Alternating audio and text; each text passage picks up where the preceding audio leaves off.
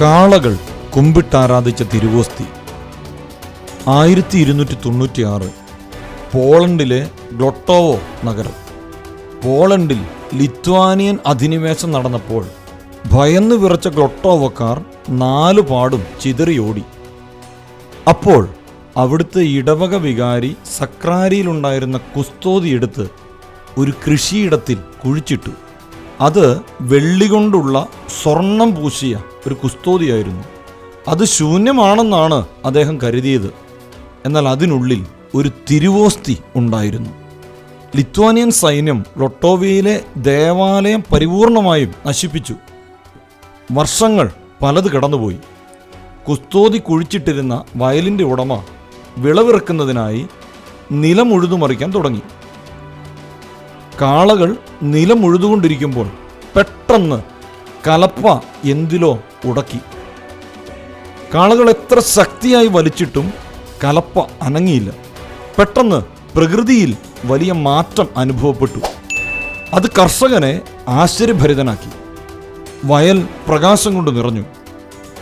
കലപ്പ ഉടക്കിയിരുന്ന സ്ഥലത്തു നിന്നാണ് പ്രകാശമുണ്ടായതെന്ന് കർഷകന് മനസ്സിലായി. കാളകളാകട്ടെ കാലുകൾ മടക്കി നിലം മുട്ടെ തല കുമ്പിട്ടു നിന്നു. പേടിച്ചു വിറച്ച കർഷകൻ പ്രകാശം പുറപ്പെട്ട സ്ഥലം കുഴിച്ചു നോക്കാൻ തീരുമാനിച്ചു. മണ്ണ് മാറ്റിയപ്പോൾ അവിടെ കുസ്തോതി കണ്ടെത്തി. അത് തുറന്നു നോക്കിയപ്പോൾ അതിനുള്ളിൽ മഞ്ഞ് പോലെ വെളുത്ത ഒരു തിരുവോസ്തി കണ്ടു.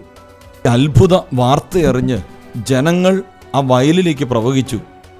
സഭാധികാരികൾ അവിടെ എത്തി.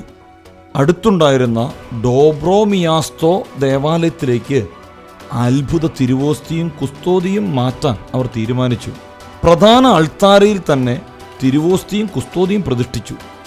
എന്നാൽ അടുത്ത ദിവസം നോക്കുമ്പോൾ അത് അൾത്താരയിൽ ഉണ്ടായിരുന്നില്ല. ജനങ്ങൾ 4 പാടും അന്വേഷിച്ചു. അവസാനം നേരത്തെ കണ്ട വയലിൽ തന്നെ ആ കുസ്തോതിയും തിരുവോസ്തിയും കണ്ടെത്തി. പിന്നീട് ആ വയലിൽ തന്നെ ഒരു ദേവാലയം പണിത് പരിശുദ്ധ പരമ ദിവ്യകാരുണ്യത്തിന് ആ ദേവാലയം സമർപ്പിച്ചു.